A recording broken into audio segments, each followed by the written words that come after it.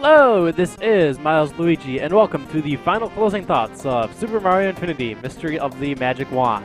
I guess I should give a footnote there. It says copyright 2006, Kratos of Engos Incorporated. Just kind of thank the ROM hack for all the people in the credits on the last video, and specifically reading from Super Mario World censure. Anyway, let's get to it.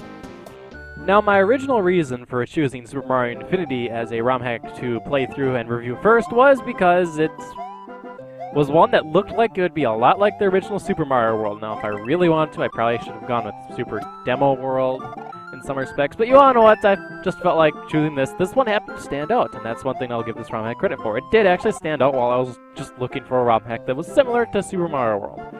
And to be perfectly honest, about the first half of the game doesn't disappoint in this respect. If you are looking for something that's very similar to the original Super Mario World, though, don't play past the second half. I mean, not saying the second half is bad, but starting at about the Galactic Glacier, the game starts to feel less like another Super Mario World and more like a Mario ROM hack.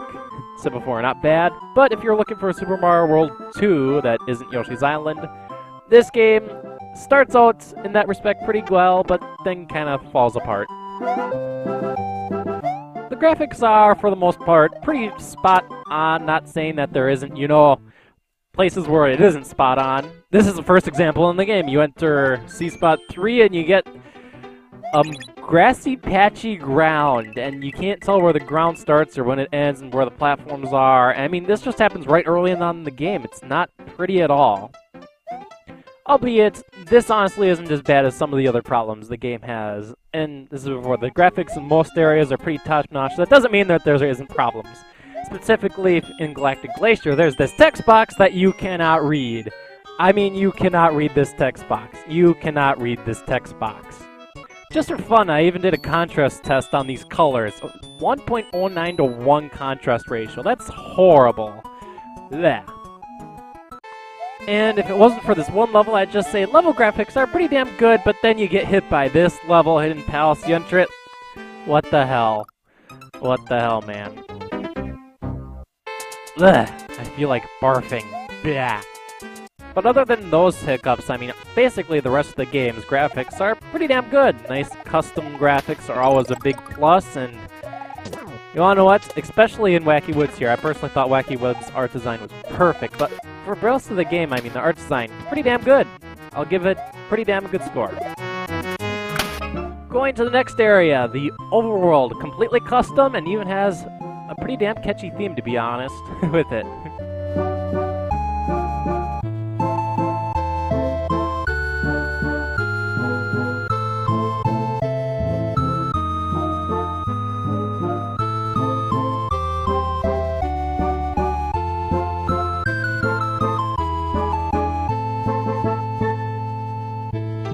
Shifting back to level design, as I said before, basically the first half of the game does indeed fulfill what I originally wanted and desired, although the ROM hack was something that kind of felt like a sequel to Super Mario World that wasn't Super Mario World 2 Yoshi's Island. And in this respect, it does pay off. On the second half of the game, as I said before, not exactly the same, not saying it's bad. However, the game kind of punches you in the face with this level, Dark Depths. I wouldn't doubt it if it's one of the longest levels in a Super Mario World ROM hack. Okay, it's pretty easy to construct one that's longer, but still, this level is ridiculously long. Ludicrously long. Put any adjective that just means out of normal bounds, and add the word long, the noun long, and you got the perfect words to describe this level.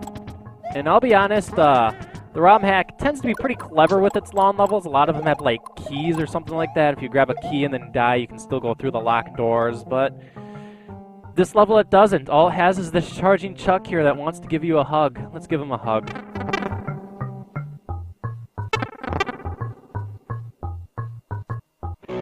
Near the end of the game, especially around the testing track area, the game does indeed ramp up in difficulty to what is expected out of a Mario ROM hack. Not saying that this is bad, although you should probably bring your save states to the testing track.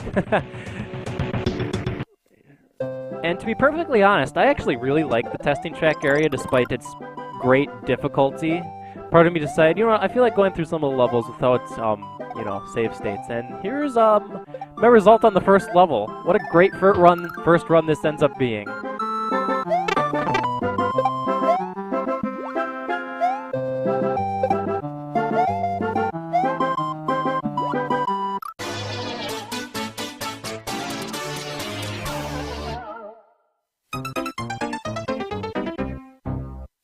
One thing I will definitely give Super Mario Infinity, probably one of the #1 goals of any ROM hack, though, is that, for the most part, the game is indeed pretty damn fun to play through. It has quite a few innovative little gimmicks, like, you know, the Mario blocks, these arrow blocks in this one level. Makes pretty damn good use of the P-switches and stuff like that, and the game does occasionally throw you for a loop. But in this case, at least the game doesn't screw you over. There are cases where it does, though, so just gotta be on your toes a little bit. But this is one area where I will definitely say Super Mario Infinity does indeed fill the fun factor. Provided you don't get angry over having to build bridges in many levels. I mean, it's used a lot in many levels, including the incredibly, ferociously large Dark Depths level, which I would have shown, but it was too long for me to bother going through again, so I decided to go through this level. Now, look at that. That first bridge, it made sense. Okay, I come over here. I come here with Yoshi. All right. I see the silver P-switch. I'm like, okay, let's go. Oh, there's a bridge! WTF, mate. It's not just that there is a bridge here, but look at what I have to do now. Now that I've built this bridge, I can't get out without ditching Yoshi. I mean, sad day. Poor Yoshi. So what's my final thoughts on Super Mario Infinity Mystery of the Magic Wand Kaizo Mario Fudging Maze Edition? Well, actually, first off, I really don't think it's anywhere near Kaizo Mario, and while there are occasional mazes, yes, I look like a retard when I showcase my first run through the maze, but if, they weren't done too bad, to be honest. It's just sometimes when you're Let's Playing them, it can get frustrating to just, you know, miss a stupid door in one room. And I did actually rage quit that. Anyway, my ultimate thoughts, I do recommend this ROM hack. If you want to spend a while playing one ROM hack, definitely. The length is quite long. There are definitely long levels, and if you go into it without save states, definitely possible. You may want to bring some water for those times you may rage quit, however. Joking aside, however, as I said before, the one thing this game does nail, its level design is fun, the graphics are pretty damn good and consistent most of the time. This ROM hack isn't perfect by any means, I believe I've already shown that, but you wanna know what? If you want a nice, long ROM hack, that's a keyword there, long ROM hack to play through, I definitely recommend it. So go ahead and check out Super Mario Infinity Mystery of the Magic Wand. Maybe you won't get lost in the stupid mazes and won't get so angry at certain levels like I did. And enjoy it. As for MilesLuigi, it's time to move down the ROM hack review list of bureaucracy. See you next Mario ROM hack.